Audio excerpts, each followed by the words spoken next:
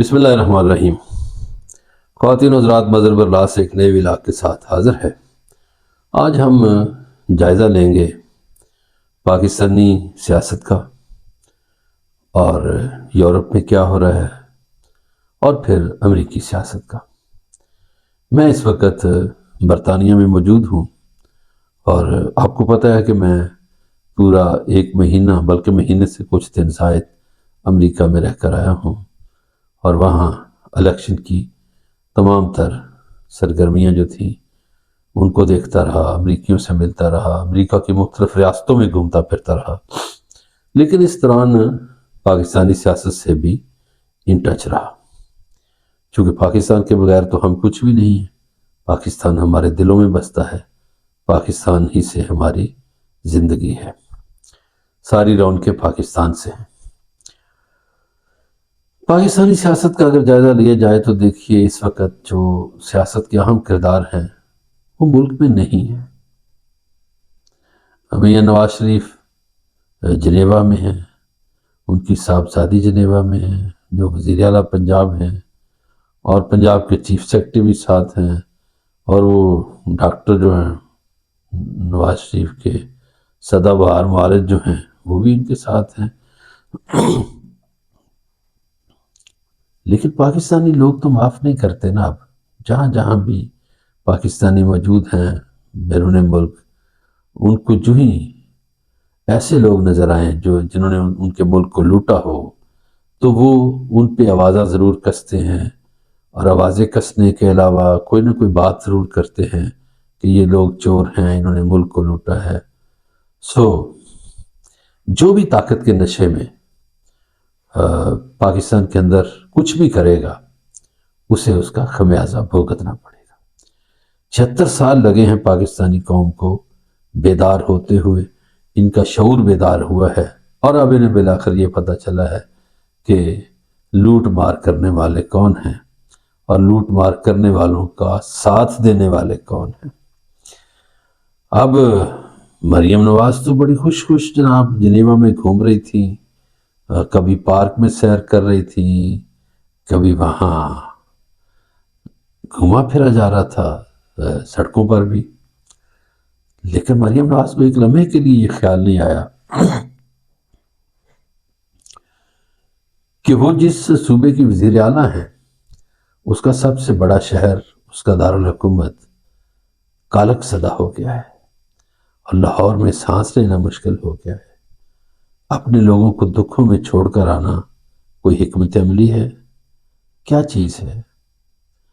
آپ کے لوگ دکھوں میں ہوں، آپ کے لوگ آلودہ فضاؤں میں ہوں، اور آپ اچھی فضا میں آ جائیں، اور آپ کا وہ پروگرام کدھر گیا جو صحت مند پنجاب تھا؟ آپ اپنے گلے کا علاج کروانے جنیوا پہنچ گئیں، سوئٹزرلینڈ آ گئیں، اور وہ جو آپ کا پروگرام تھا صحت مند پنجاب، اس سے آپ کو مستفید ہونا چاہیے تھا، تاکہ پتہ چلتا کہ آپ کا پروگرام بہت اچھا ہے۔ اسی طرح آصف علی زرداری بھی ملک سے باہر ہیں، ان کے صاحبزادے کا بھی کوئی پتہ نہیں وہ کہاں ہے۔ ان کی ایک پیپلز پارٹی کے لیڈر ہیں قمر زمان کائرہ، وہ کہتے ہیں جی ہم تو ایبسلیوٹلی ناٹ نہیں کہہ سکتے، ہماری تو یہ ہمت ہی نہیں ہے، یہ عمران خان صاحب کہہ سکتے ہیں۔ اس دوران پی ٹی آئی نے سوابی میں جلسہ کیا، بہت بڑا جلسہ کیا ہے، اور یہی وہ جلسہ ہے جس سے خوف زدہ ہوتے ہیں ان کے سیاسی مخالفین، کیونکہ پاکستان میں جلسہ صرف پی ٹی آئی کر سکتی ہے، باقی لوگ ان کے پاس کو بھی نہیں، نہ جلسہ کر سکتے نہ جلوس کر سکتے ہیں۔ اس لیے پی ٹی آئی کے مخالفین کی یہ خواہش ہوتی ہے کہ جناب والا ان کا جلسہ نہ ہی ہو۔ لوگ مسلسل متنفر ہو رہے ہیں پاکستان میں۔ آپ دیکھیے کہ لوگوں کو کوئی سہولیات نہیں مل رہی۔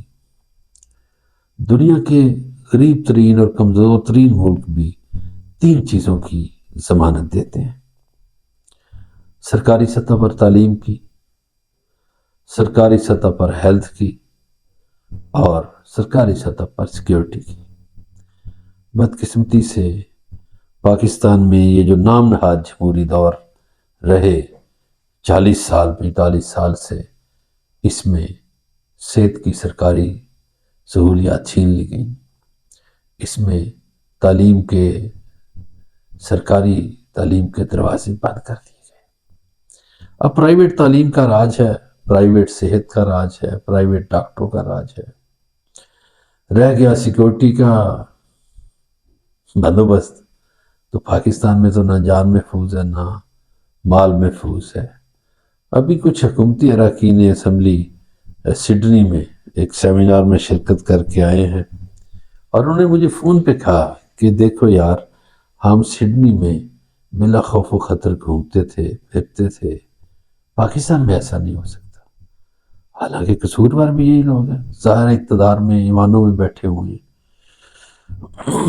اب آ جائیے جی، یورپ کی تو بات ہو گئی، پاکستان کی بھی بات ہو گئی۔ ہاں ایک اور بات ہے، پاکستان کے قرضے ری شیڈول نہیں ہو رہے۔ چائنا کو دوسری دفعہ درخواست اب کی ہے وزیر اعظم پاکستان نے۔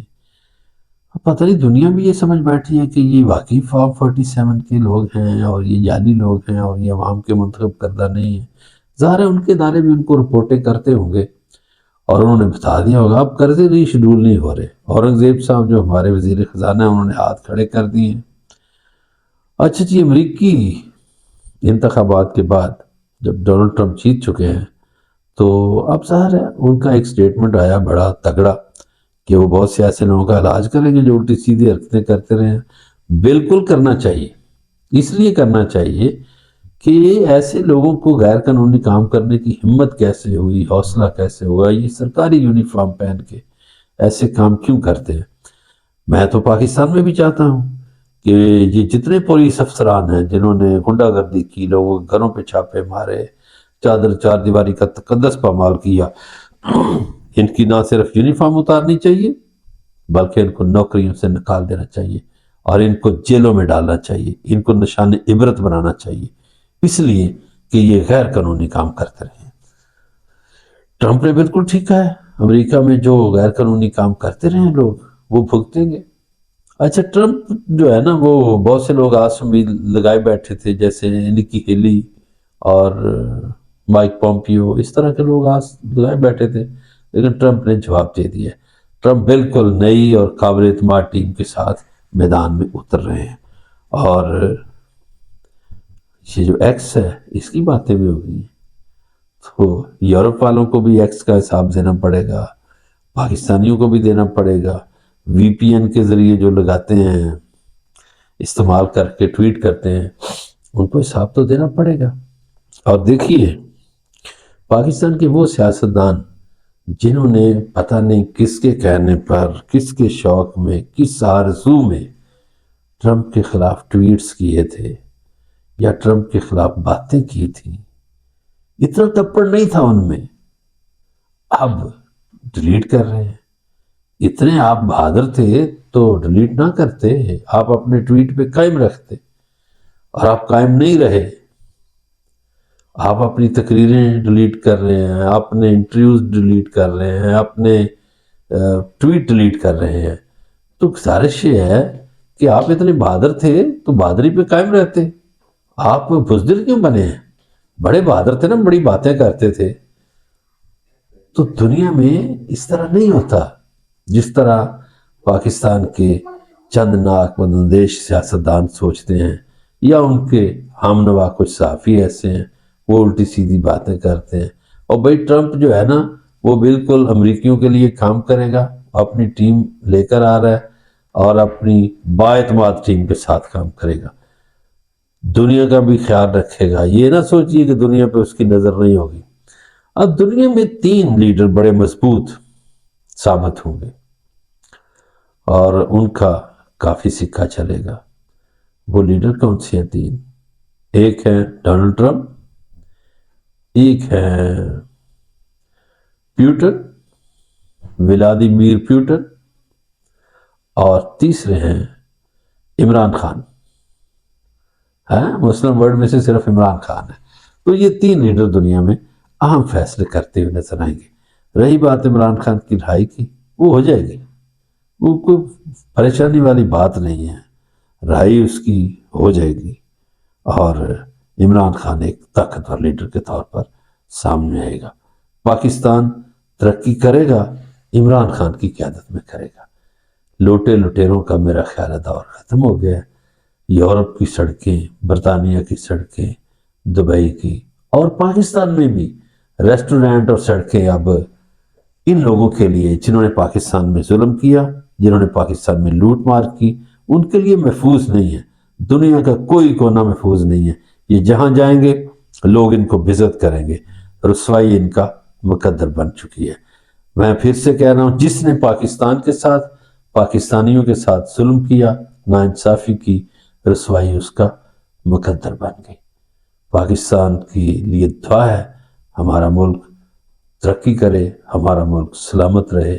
پاکستان زندہ باد۔